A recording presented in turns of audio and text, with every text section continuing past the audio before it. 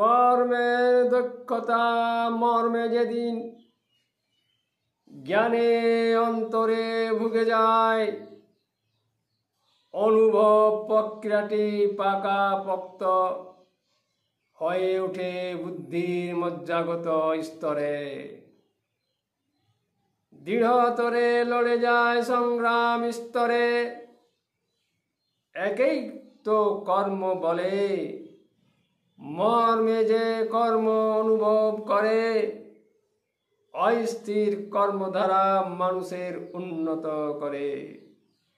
ভাবনার নিশ্চয়তা নিশ্চিত হলে, ভাবনার দক্ষতা কর্মে সফলতা এনে দেয়। দৃষ্টির উর্বরতা জ্ঞানের আধার রূপে, কর্মের নির্ণয় দক্ষ রূপে সাজিয়ে তুললে কর্মে সফল আসে, নইলে কর্ম বৃথা।